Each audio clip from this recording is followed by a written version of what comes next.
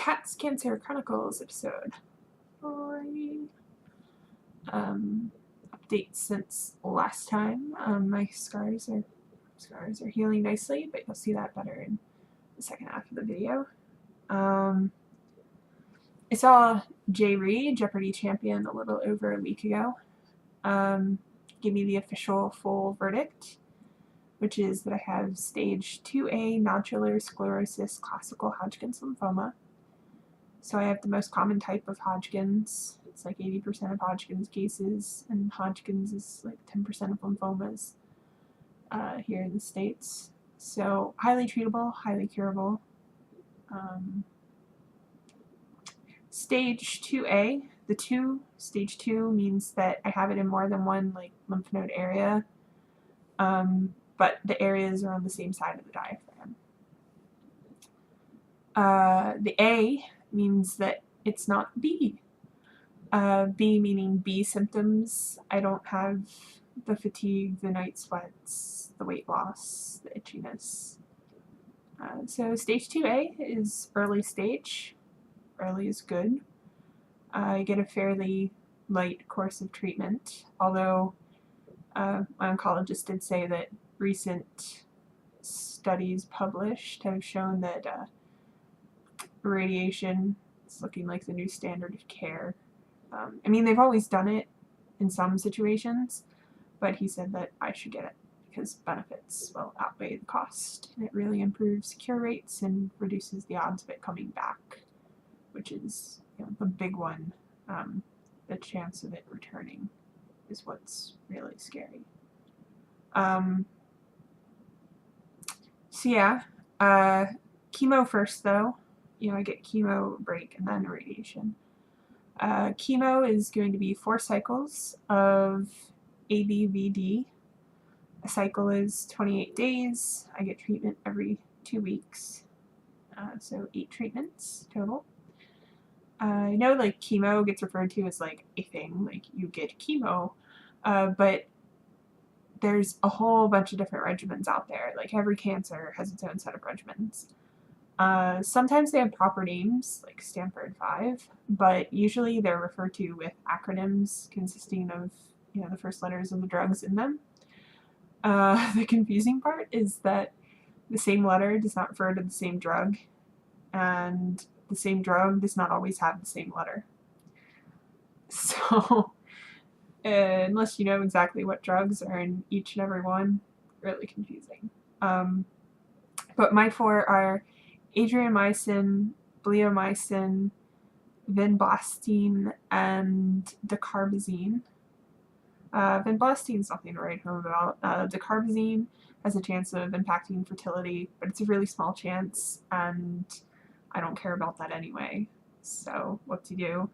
The bleomycin can cause serious lung problems.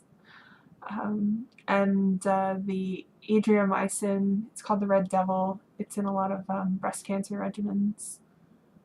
Looks red going in, looks red coming out. Can cause serious heart problems.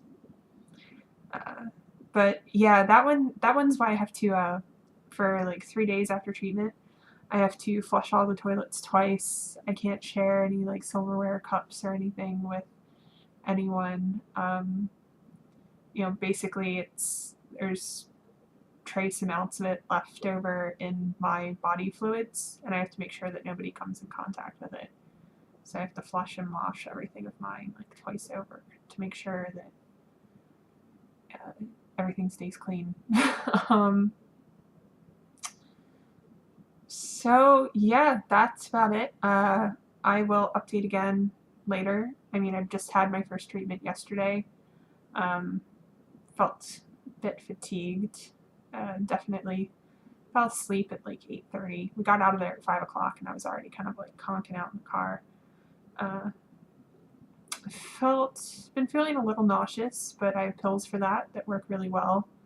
My appetite's shot, but I still find myself thinking, I can eat some foods, certain foods, so I'm sticking to those. I'm just not eating, necessarily anything in this house. I keep wanting to go out and get specific things. But yeah, it's only my first treatment. The first one they say isn't usually that bad. I mean, I haven't even started to lose my hair, obviously. So I'll update again later to say how bad or not bad, hopefully, chemo's been going. Other than that, took a video yesterday, so you all get to see that now. So, day 1 of chemo. I'm almost done. I'm on my last drug, the dacarbazine. So, yeah, lots of old people here. I am definitely the youngest person around. Came in, they do the normal, like, you know, take your vitals, and then they put me in this room that I am in now, and they hooked me up with my awesome needle into my port, and they put like the plastic over it to keep it, you know, sterile. But you know, you hardly even feel it. Like, a port is definitely kind of the way to go. Like, because I know like one of the downsides they cite about having a port is that you have to get stuck with a needle every single time. It's like getting a flu shot. You hardly feel the needle going in, and once you've had it in for all of like a couple of minutes, you don't even remember that it's there. So definitely don't be afraid of getting a port if you are unfortunate to ever have to make that choice. Let's see. Been here for like 3 hours at this point, almost 3 hours, getting different drugs pumped into me. The machine right there that pumps all of the drugs. I have to have saline running the entire time because if I have an allergic reaction, they need to have a clean line, so they always keep saline running. Lots of prep drugs at first. That took up most of the time. That took up like an hour and a half over about. And then they started the actual like chemo drugs. One of them they had to push by hand. Like they don't do it through a pump, like the Red Devil adriamycin or whatever. They just put it into like a syringe, and then they manually pushed it into my line over 5 minutes. The Red Devil is the one that like makes your pee turn red. Like literally I went to the bathroom right after I had, like after they were done pushing it, and already like it was starting to color.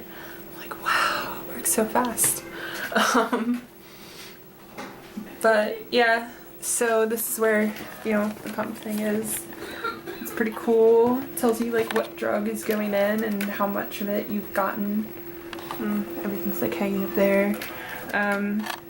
And obviously, you know, it's plugged in, but it's got a pretty sweet battery to it. So I can just like, where am I? Here I am.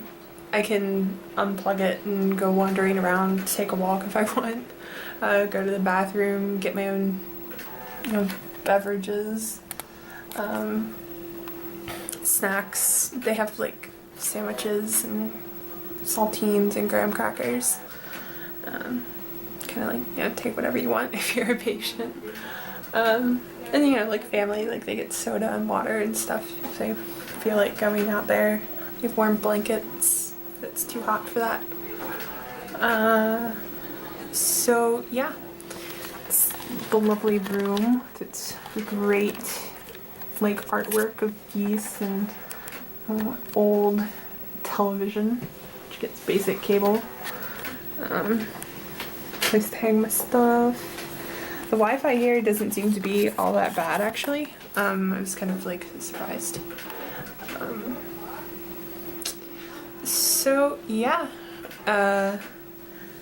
all in all, I've spent like 4.5 hours here today, but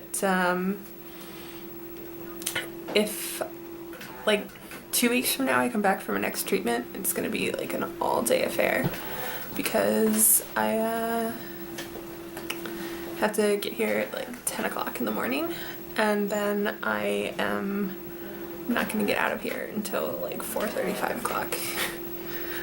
Between blood tests and seeing my doctor and getting chemo, so it sucks.